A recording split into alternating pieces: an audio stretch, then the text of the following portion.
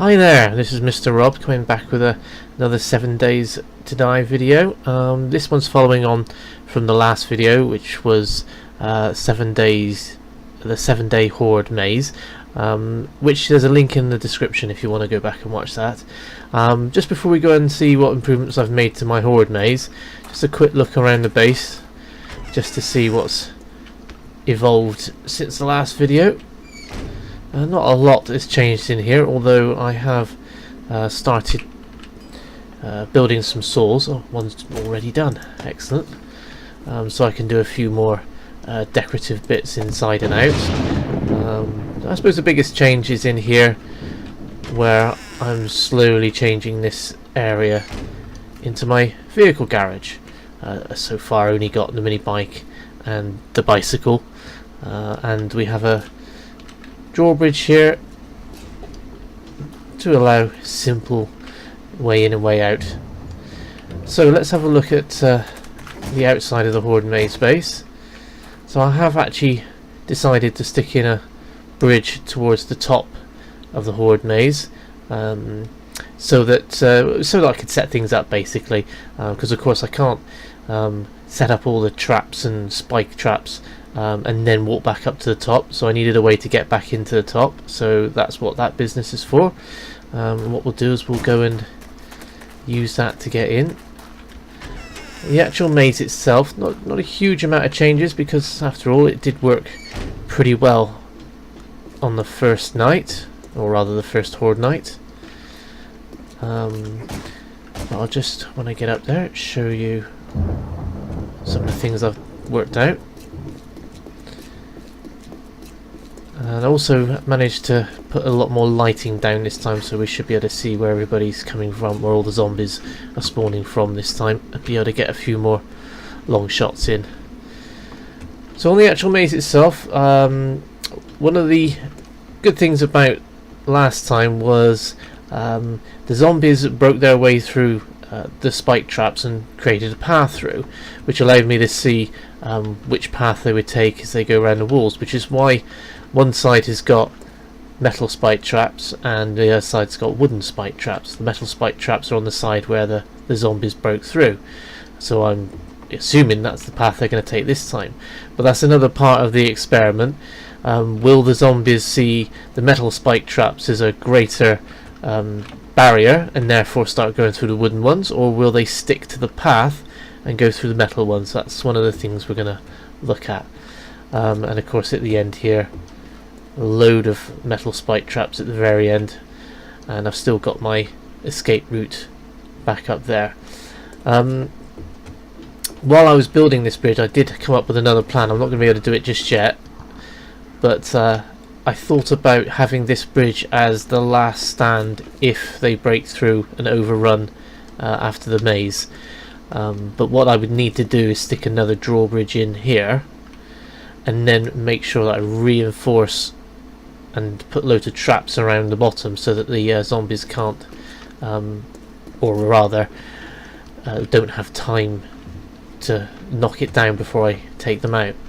And as you can see, I've lit everything up a lot more as well, so when it comes to the night time, when it gets dark, we should be able to see the zombies approaching. Okay, I'm going to go and get myself all ready, and then we'll come back and see what happens.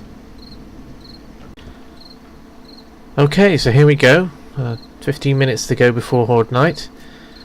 Just a few last minute preparations. I've got a few magazines to read just to boost some of my stats. There we go. As you can see, got plenty of supplies here, medical, repair kits, plenty of ammo, so hopefully all ready. Just another 10 minutes. I didn't manage to upgrade the wooden bars, they're still wooden. But what I really do need is to see if we get any of those spitting policemen or anything like that, to see whether they try to bash through the ceiling of the bars there. Almost there, another couple of minutes. Let's turn this way, see if we can get them spawning behind us. Just like before, I'm going to take a few long shots, but then I want to be over in the corner there when everybody starts coming up, just to see how they start pathfinding through the maze. Okay.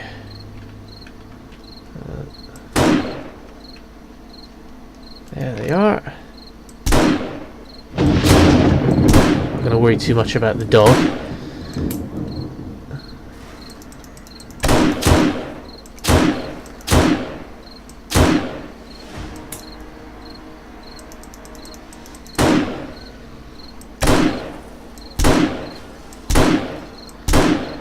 Okay, so far so good. They are definitely going where I want them to. Okay, let's go and meet them as they come up the stairs.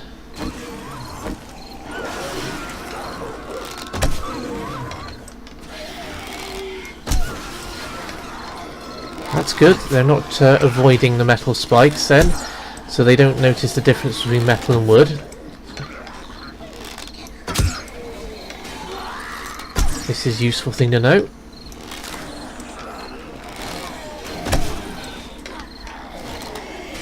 I suppose it might be useful to know whether or not they'd walk around the metal spikes if there wasn't wooden spikes on the other side. Right, this isn't going quickly enough. Let's manage to get a magazine extender for the pistol, so it's got 22 rounds.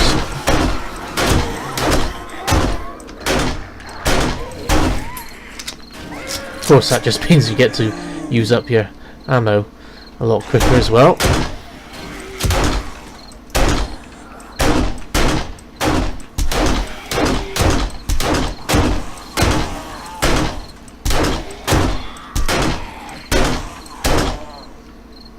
Okay. Just got to keep an eye on that ammo level. So he's going to go down very, very quickly.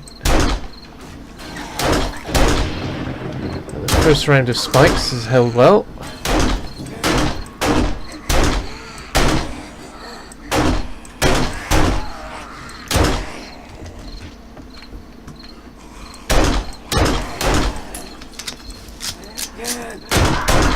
Oh, yeah, birds. Don't forget the birds. Every time.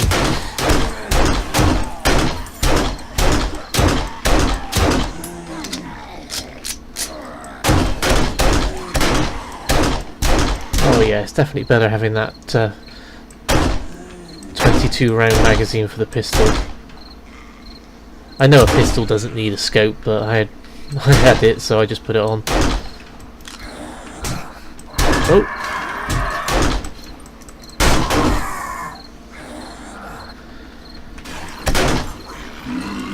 There we go. So is he gonna attack through the bars and destroy them? That's the question. No, because I'm gonna kill him before that happens. Oh! Another one there. What are we doing on the first aid? We'll just stick a bandage on. The only problem is it slows everything down a bit.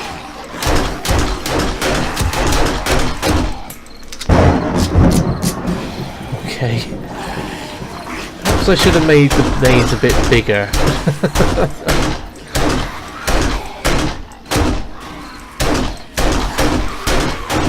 Yeah, I can't see this working too well on some of the later game hordes.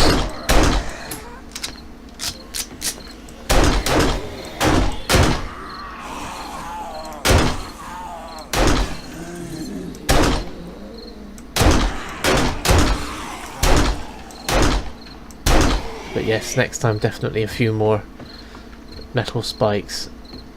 Again, they were spaced out because of lack of resources. Metal spikes do use forged iron rather than standard iron.